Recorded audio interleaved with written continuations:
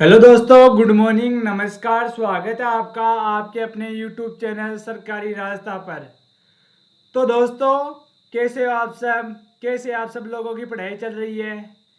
जैसा कि दोस्तों आप सभी को पता है, हमारे राजस्थान आर्ट एंड कल्चर की जो बुक है, उसकी जो राजस्थान की प्रमुख लोक देवी है, जो हमारा चैप्टर चल रहा है, उसके हमने कल 3 लोक देवियों के बारे में चर्चा कर ली थी। आज हम जिस लोक देवी की चर्चा करने वाले हैं, उसका नाम है शाकंभरी माता। जिसका नाम क्या है? शाकंभरी माता है, जिसको शक्कर देवी भी कहते हैं। समझ गए? इस देवी का मंदिर है ना,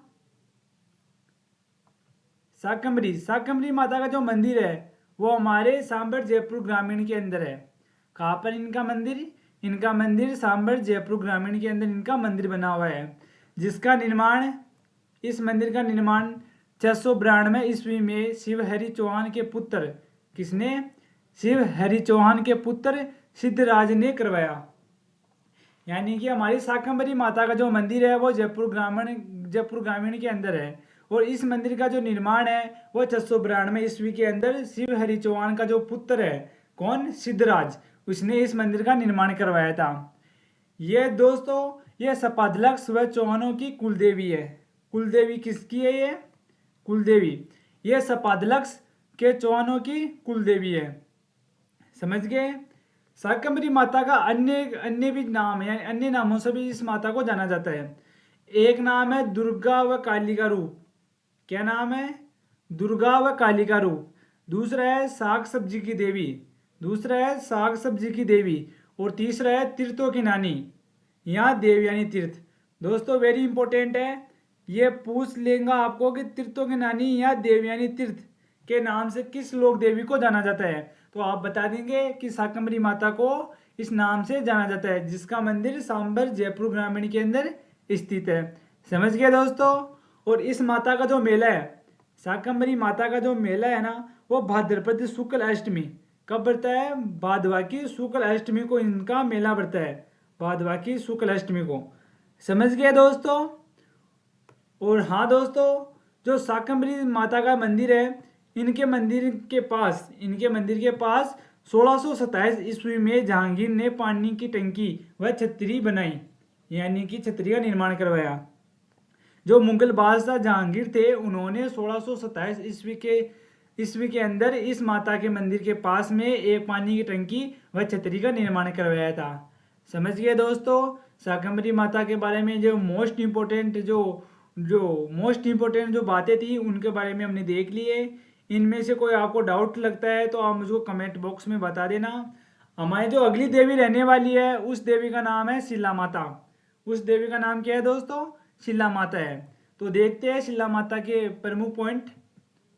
तो दोस्तों, शिला माता का जो मंदिर है, शिला माता का जो मंदिर है, वो जबेल चौक, आमेर, जयपुर ग्रामीण में स्थित है। जयपुर में स्थित है। कहाँ पर है?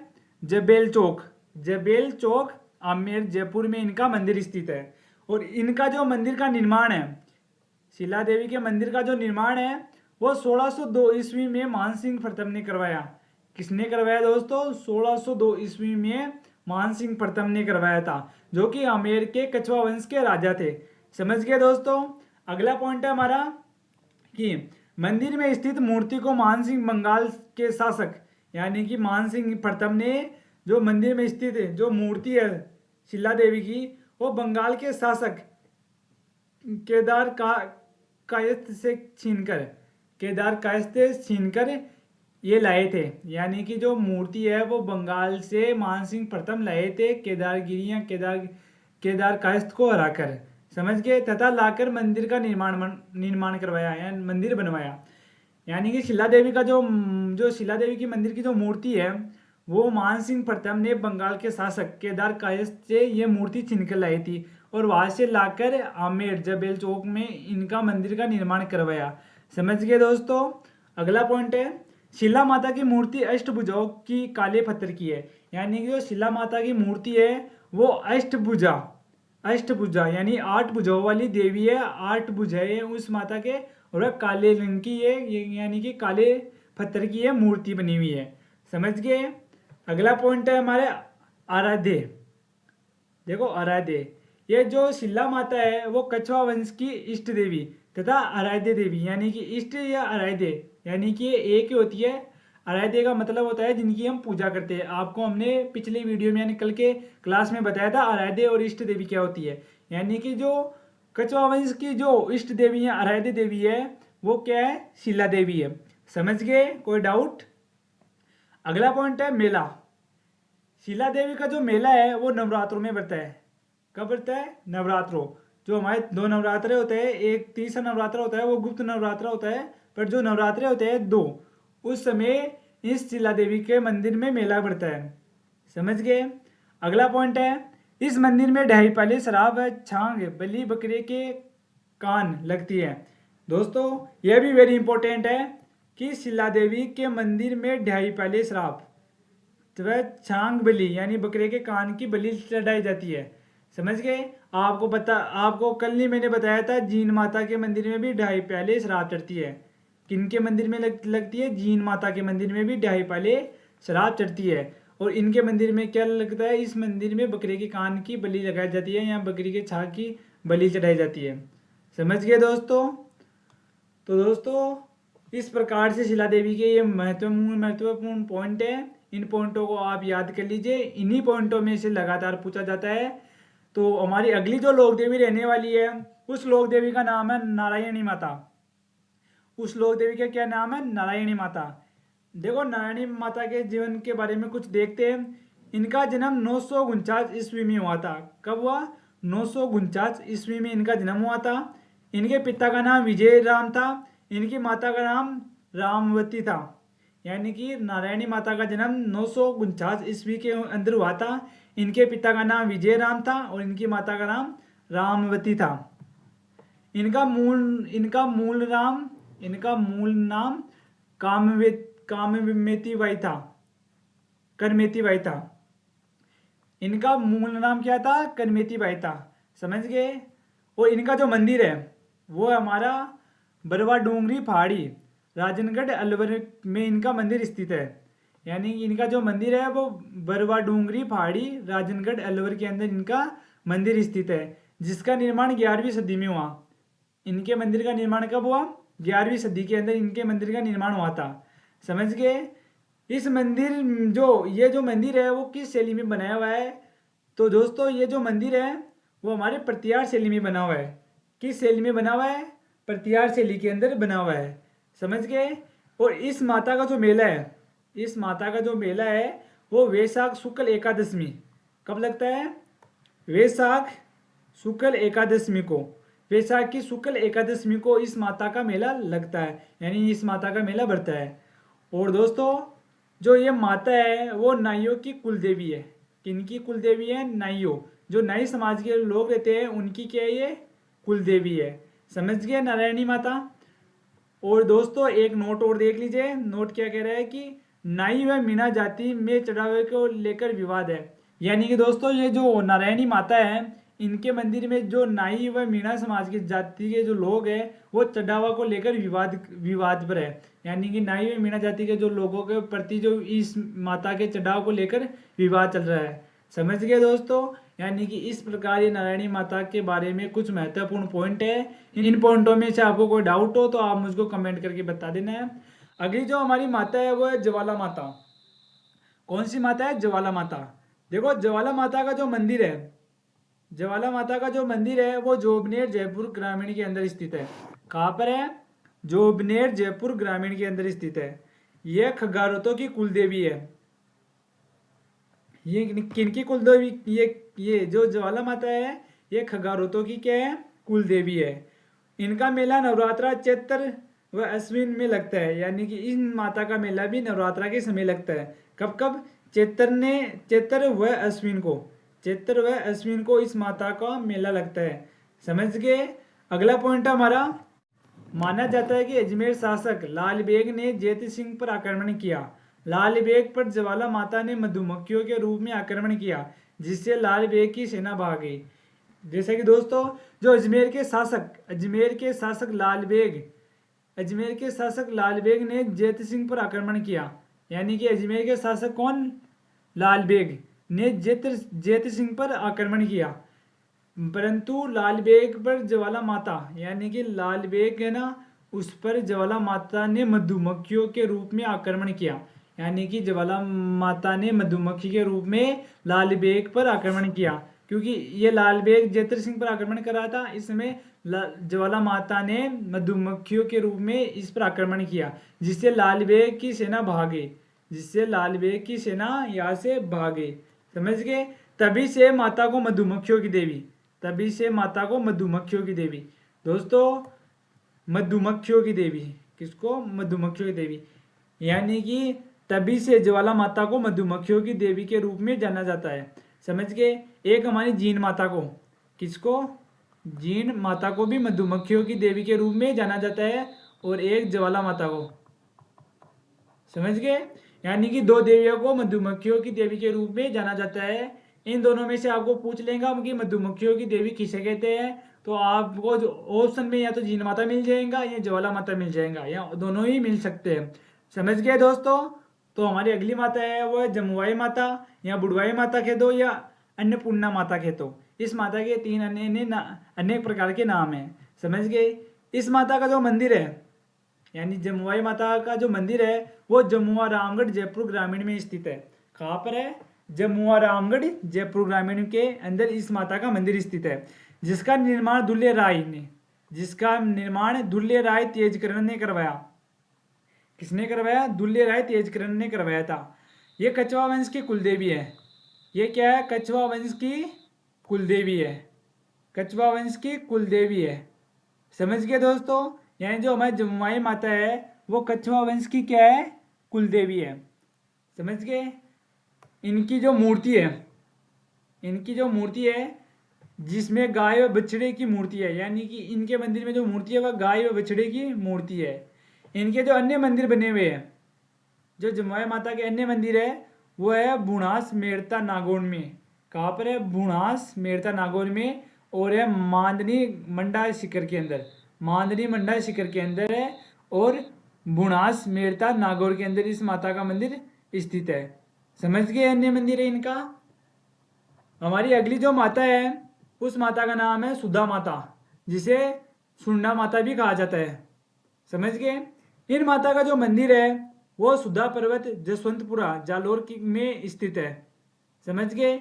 जिसका निर्माण 1255 ईस्वी में चोचिंग देव ने करवाया। यानी कि सुधा माता का मंदिर है वो सुधा पर्वत जसवंतपुरा जालोर के अंदर स्थित है, जिसका निर्माण 1255 ईस्वी में चोचिंग देव ने करवाया था। समझ गए? ये कपिंजल वैसे लाडवानु बामण व देवल राजपूतों की कुलदेवी है। यानी कि दोस्तों ये जो माता है सुधा माता, ये कंपिचल वैसे लाडवानु बामण व देवल राजपूतों की क्या है? ये कुलदेवी है। यानी कि जो कंपिंजल वैसे लाडवानु बामण और जो देवल राजपूत होते हैं वो सुधा माता को पूजते हैं, यानी कि इनकी पूजा की जाती है। समझ गए? इनकी पूजा, ये एकमात्र देवी है जिनकी धन रहित पूजा होती है, जिस कारण से इसे अघेश्वरी देवी भी कहते हैं। समझ गए? यानी कि इस माता को बिना यानी कि इस माता का धन नहीं है, जिस कारण से इसे अघेश्वरी देवी भी कहा जाता है। समझ गए? इस माता के यहाँ पर रोपवे लगा हुआ है। यानी कि इस माता के यहाँ पर राजस्थान का पहला रोपवे, जो कि 20 दिसंबर 2006 को स्थापित किया गया। यानी कि सुधा माता के मंदिर के अंदर सबसे पहले राजस्थान का रोपवे लगाया गया था, जो कि 20 दिसंबर 2006 में स्थापित किया गया था। समझ गए दोस्तों? और दोस्तों अन्य जो रोपवे है वो भी देख लीजिए साथ के साथ। देखो, द्वितीय जो रोपवे लगाया हुआ था वो मनसापूर्ण कन्नी माता के मंदिर में लगाया हुआ था, जो कि उदयपुर के अंदर लगवाया हुआ था।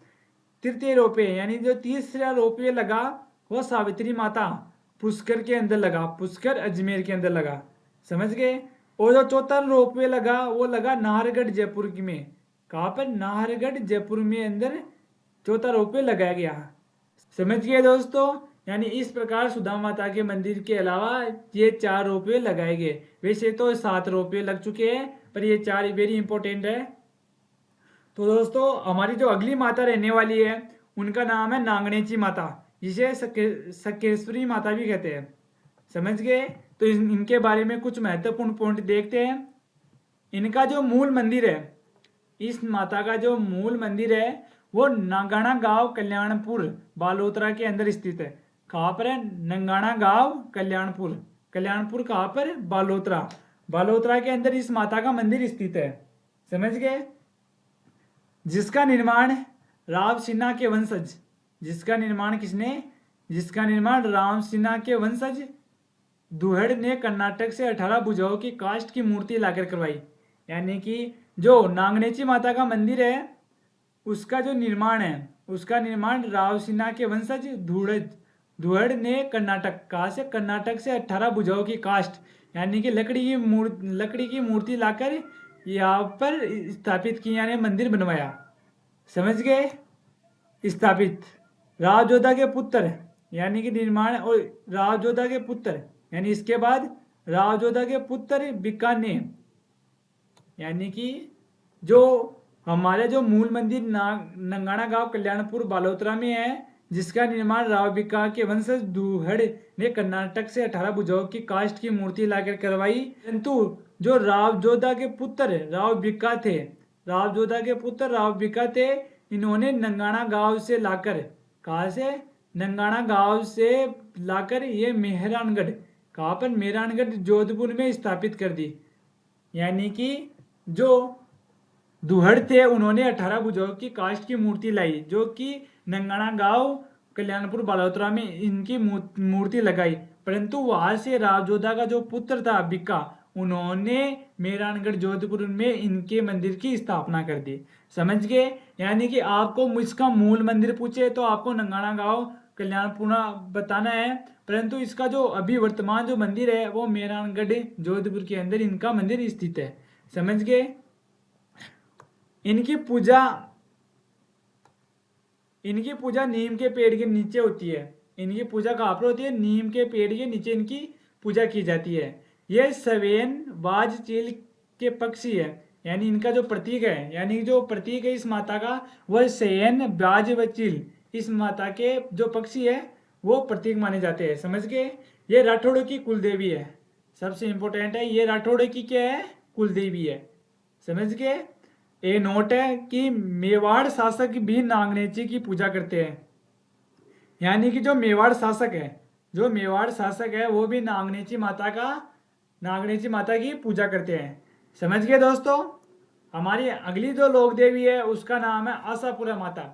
क्या नाम है इस माता का? आशापुरा माता, जिनका मंदिर मोदरा जालोर में स्थित है। कहाँ पर है? मोदरा जालोर के अंदर। यह सोनग्राम नाडोर बरडाच जालोर देवड़ा चौहानों की क्या है? कुल देवी है। किन किन की कुल देवी है दोस्तों?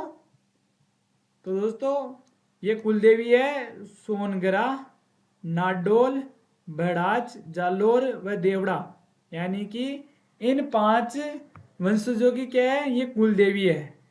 समझ गए?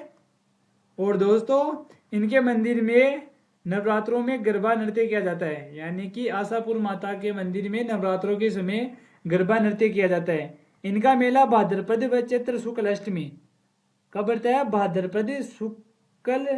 भाद्रपद शुक्ल अष्टमी व चैत्र शुक्ल अष्टमी को इस माता के मंदिर में मेला लगता है। समझ गए दोस्तों? यानी कि जो आशापुर माता है इनका मंदिर मोदरा जालोर के अंदर स्थित है। सोनगरा, नाडोर, बरडाच, जालोर, देवड़ा चौहान की एक कुल देवी है। नवरात्रों में यहाँ गरबा नृत्य किया जाता है। और भाद्रपद शुक्ल अष्टमी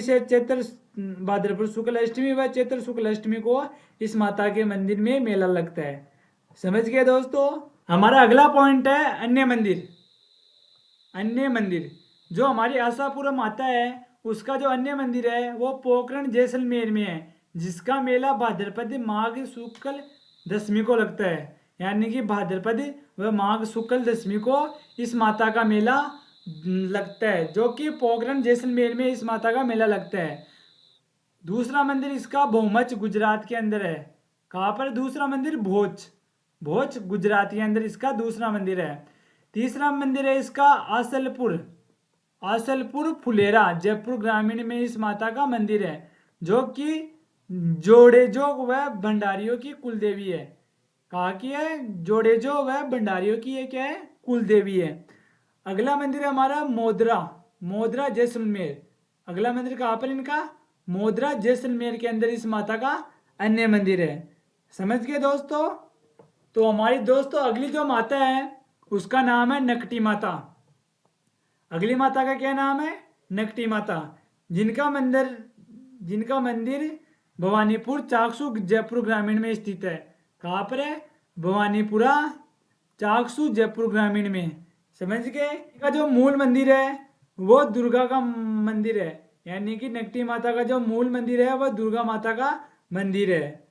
माना जाता है कि मंदिर में चोरी हुई, चोरों ने माता की मूर्ति की नाक खंडित कर दी, जिससे इस माता का नाम नकटी माता पड़ा। यानी कि दोस्तों इस मंदिर के अंदर चोरों ने चोरी की, जिससे इस माता की नाक है ना वो खंडित हो गया था, जिस कारण से इस माता का नाम नकटी माता पड़ गया। समझ गए दोस्तों।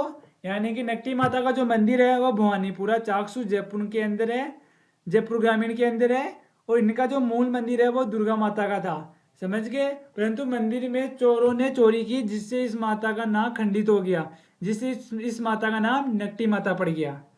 समझ गए दोस्तों। तो दोस्तों आज हमने राजस्थान की जो अन्य महत्वपूर्ण जो लोक देवियाँ थी उनके बारे में देख लिया, उनके बारे में मोस्ट इम्पोर्टेंट जो पॉइंट है उनके बारे में देख लिया। अगर आपको इन पॉइंटों में से कोई भी डाउट हो तो आप मुझको कमेंट बॉक्स में बता देना। और हाँ दोस्तों, अन्य जो लोक देवी रहने वाली है राजस्थान की, उनकी हम अपनी कल कक्षा में संपूर्ण लोक देवियों के बारे में देख लेंगे। कल इस क्लास को हम कंप्लीट कर देंगे। और अगर हाँ दोस्तों, अगर आपको वीडियो अच्छा लगा तो इस वीडियो को जरूर लाइक कीजिए, इस चैनल को सब्सक्राइब कीजिए और अपने दोस्तों तक जरूर शेयर कीजिए। तो दोस्तों मिलते हैं अपने नेक्स्ट वीडियो में, तब तक के लिए धन्यवाद दोस्तों।